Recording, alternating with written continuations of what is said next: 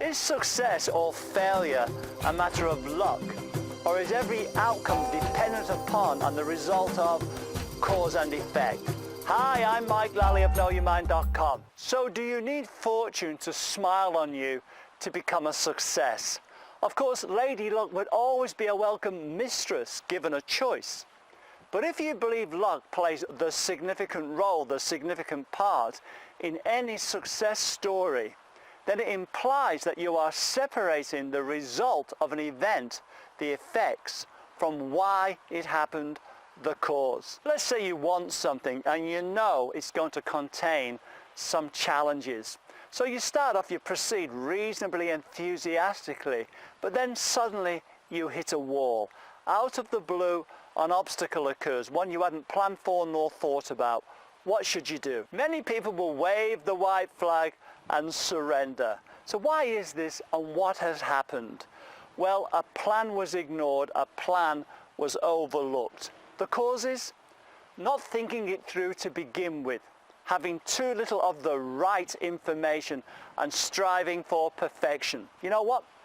Perfection is a practical impossibility. The excuse that bad luck is the root cause of any failure is pointless. But it can be rather comforting because it means being absolved from any responsibility for why it hasn't happened. It's the economy, it wasn't me, it was this person, it was that situation. I am not to blame.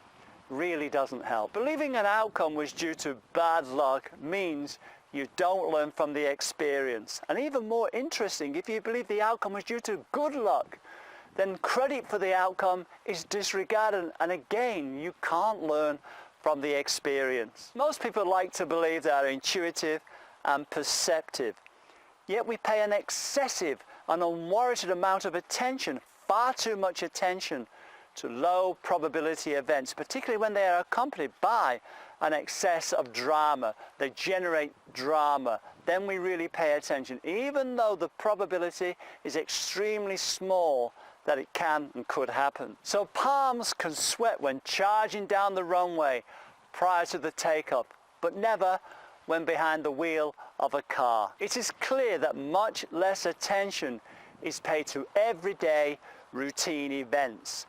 Yet it is such events that often lead to poorer results. Mundane events, in fact, are seen as having little or no risk. But for example, in fact, more accidents happen closer to the home than anywhere else.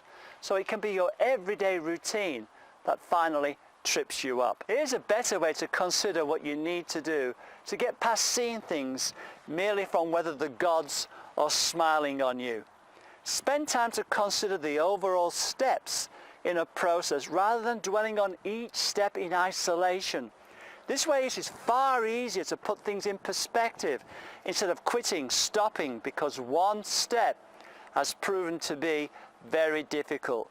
This does require seeing the big picture and the detail, and is helped by having a plan and using your intuition as well as being perceptive. It's also important to consider the laws of probability. Sometimes it is wise to understand that the information you have is not the information you want, nor the information you need. It seems to me so many people assume they have the right information to do a task, but they just don't. The opportunity for gain is always present if you keep your mind on the big picture, the prize, and plan for setbacks. So does the past determine the future? Not always. So never let any setback deter you.